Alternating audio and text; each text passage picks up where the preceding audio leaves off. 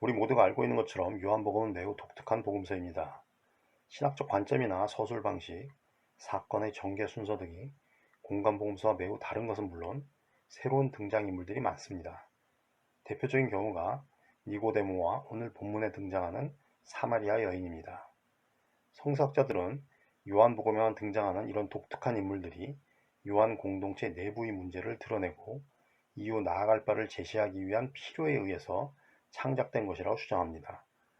각 인물들이 보여주는 한계와 장단점들이 그 공동체 구성원들 각자가 갖고 있던 모습을 반영한다는 말씀입니다. 예를 들어 니고데모는 밤에 몰래 예수를 찾아오는데 이는 그가 속한 종교의 밤과 어둠에 속해 그 한계를 극복하지 못했던 인물들을 상징한다고 말씀드릴 수 있습니다. 반면 오늘 본문에 등장하는 사마리아 여인은 예수로부터 받은 새로운 계시의 전령 역할을 수행했던 인물들을 상징합니다.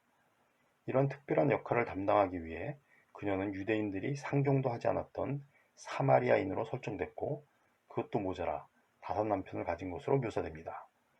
그래서 남성 중심적인 전통적인 견해들은 이 기록을 문자적으로 이해해 성적인 관점에서 이 여인을 성적인 부도덕을 과시하는 인물로 보려는 경향이 있었습니다.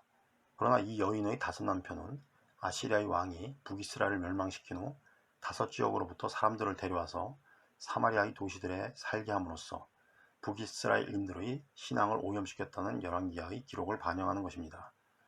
남유다 사람들의 관점에서 볼 때 북이스라엘 사람들은 혼혈 인종이었고 그들의 종교 의식들 역시 이방적인 요소들과 혼합되어 심하게 훼손된 것이었습니다. 하지만 사마리아인들은 여전히 자신들이 야훼 신앙의 유산을 충분히 간직하고 있고 아브라함, 이삭 그리고 야곱의 기원을 둔 원래의 계약 백성의 일부라고 주장을 하고 있었습니다. 유대인들이 바벨로니아에서 돌아와 성전을 다시 세우고 엄격한 안식일 준수, 정결 음식에 관한 법, 그리고 할례 규정과 같은 관례들을 채택하고 준수했던 이유는 이방인들뿐만 아니라 이방인의 범주에 포함되는 사마리아인들과 자신들을 분리하고 순수한 신앙의 전통을 고수하기 위해서였습니다. 예수 당시에는 그런 구분과 분리로 인한 차별과 혐오가 매우 심했기 때문에 유대인이 사마리아인과 접촉하는 일은 매우 불경스러운 일로 간주됐었습니다. 그래서 이 이야기의 본래 의미를 올바르게 파악하려면 한때는 한 민족이었으나 이제는 갈라져 대립하고 갈등하던 두 집단의 존재를 먼저 이해해야 합니다. 그런데 요한복음 저자는 예수와 여인이 만난 장소를 야곱의 우물로 설정하고 있습니다. 우물가는 우리의 설화나 민담에도 자주 등장하는 장소이긴 하지만 유대 전통에서는 남자가 아내가 될 사람을 찾기 위해 가는 장소라는 사실을 기억해야 합니다. 창세기에서 아브라함은 아들 이삭의 아내감을 찾기 위해 자신의 하인들 중 가장 연장자를 보냈는데 그는 아브라함의 고향에 도착해 우물가에서 리브가를 만납니다. 야곱 역시 우물가에서 라헬을 만났고 모세도 광야로 도망친 후 우물가에서 시보라를 만나 결혼하게 됩니다. 이처럼 우물가는 고대 히브리인들에게 짝짓기 장소였던 것입니다. 다시 말씀드려 요한복음 저자가 예수와 여인이 만난 장소를 야곱의 우물로 설정한 이유는 갈라져서 반목하고 대립하던 두 민족의 하나됨을 상징하는 데 가장 친근하고 일반적인 장소였기 때문일 것입니다. 이런 의미 있는 장소에서 예수와 사마리아 여인은 긴 대화를 나누는데 앞부분의 내용은 지금까지 설명드린 부분에 포함되기 때문에 가장 중요한 뒷부분에 대해서 더 설명을 드리도록 하겠습니다.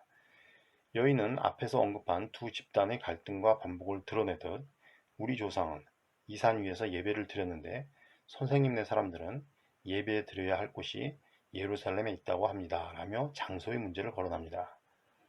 이는 남유다인들이 예루살렘에서 예배 드려야 한다고 주장한 반면 북이스라엘 사람들, 즉 사마리아인들은 왕국 분열과 바벨로니아 유배 이후 북이스라엘의 영토에 속한 게르심 산에 별도의 성전을 세우고 예배를 드렸던 역사와 전통을 염두에 둔 발언입니다.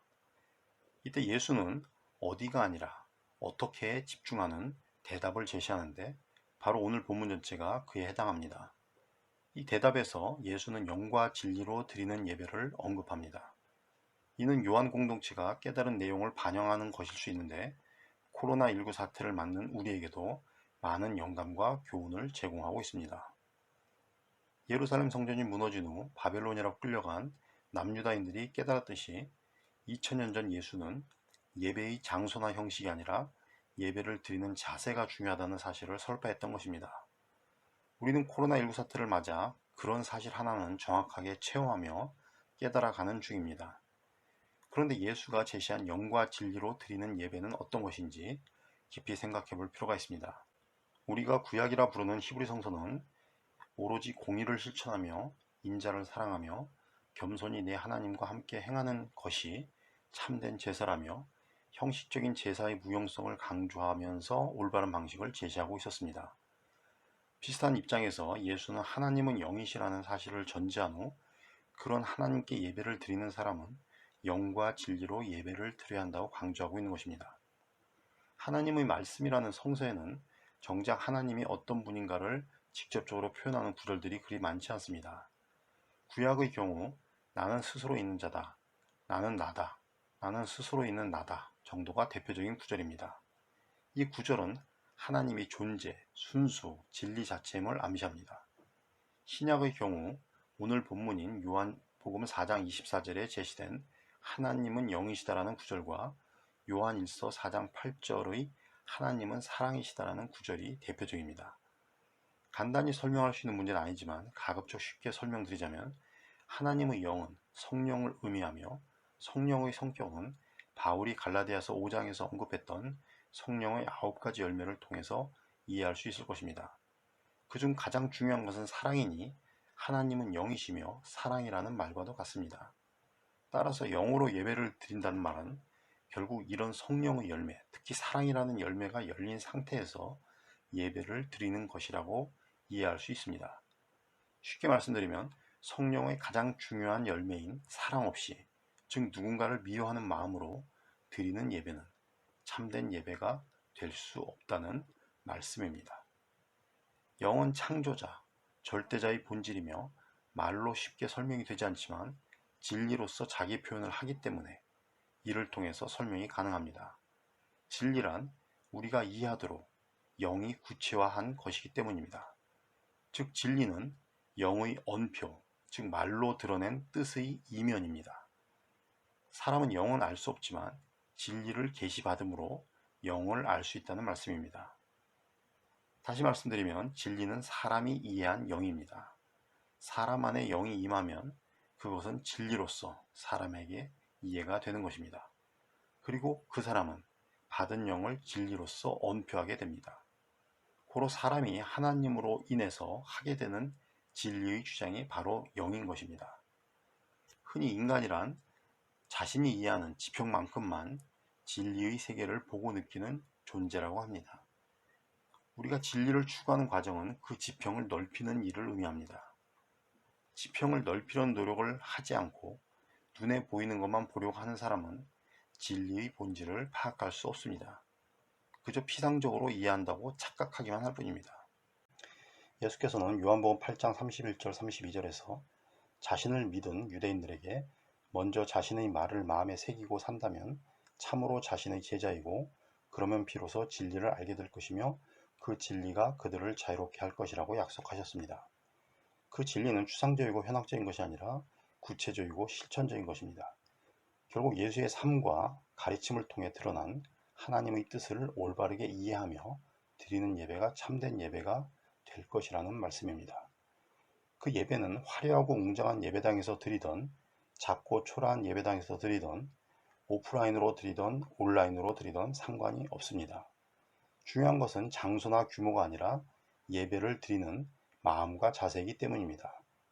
예수께서는 참되게 예배를 드리는 사람들이 영과 진리로 아버지께 예배를 드릴 때가 바로 지금이며 아버지께서는 이렇게 예배를 드리는 사람들을 찾으신다고 선포하십니다.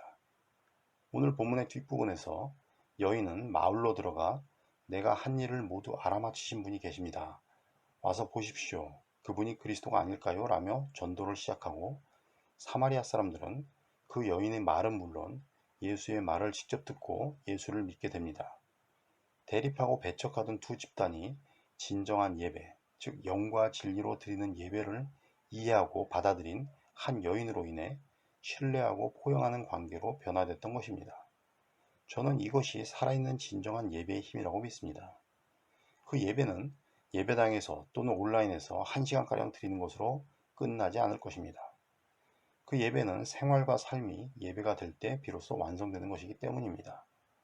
하루하루의 삶 속에서 생활이 예배가 되도록 마음을 다해 생활과 삶이 예배가 되도록 해야 하고, 주일 예배를 완성하기 위해 한 주간을 하나님이 원하시는 방식대로 살아감으로 하나님의 뜻과 의로움, 하나님 나라의 확장을 위해 최선을 다해야 할 줄로 믿습니다. 예배가 생활과 삶이 될 때 하나님의 이름을 높이고 하나님의 영광을 드러낼 수 있으며 그리스도의 향기를 널리 전할 수 있다고 믿습니다. 그럴 때 우리의 예배는 영과 진리로 드리는 예배가 될 수 있을 것입니다. 한 한국 목사가 한인들이 없는 미국의 지방을 여행하던 중 주일 예배를 드리려고 어느 미국 교회를 찾아갔습니다. 그런데 그 교회는 한국 교회보다 예배 시간이 1시간 정도 빨랐는지 그가 도착했을 때는 이미 교인들이 예배당에서 나오고 있었습니다. 당황한 목사는 예배당에서 나오는 한 교인에게 벌써 예배가 다 끝났습니까? 라고 물었습니다. 그러자 그 교인은 아니요, 이제부터 시작입니다. 라고 대답을 했습니다. 예배당에서 드리는 예배는 끝이 났으나 예배당에서 나오는 그 순간부터 그리스도인들의 삶을 하나님께 드리는 새로운 예배가 시작됐다는 말입니다. 우리가 온라인 교회로 전환하게 되면서 여러모로 섭섭하고 아쉬워하는 분들이 많을 것입니다. 하지만 온라인 교회라는 낯선 구조와 형식에 익숙해지기 위해서는 피차간에 좀 더 시간이 더 필요할 것입니다. 단점이나 문제점도 있겠지만 장점을 잘 살려 적응하면 장기적으로 지속될 수 있을 것이고, 그렇지 못하면 단기적으로 진행하다 끝이 날 수도 있을 것입니다. 어찌됐든 그동안 우리가 드리는 온라인 예배를 진실된 마음으로 드리시면서 우리의 예배가 진정 영과 진리로 드리는 예배가 될 수 있도록 마음을 모아주길 간절히 소망합니다. 이상으로 설교를 마치고 다 같이 침묵 기도를 드리겠습니다. 우리가 드리는 예배가 영과 진리로 드리는 예배가 될 수 있기를 간절히 소망하는 마음으로 1분 동안 침묵으로 기도하시기 바랍니다.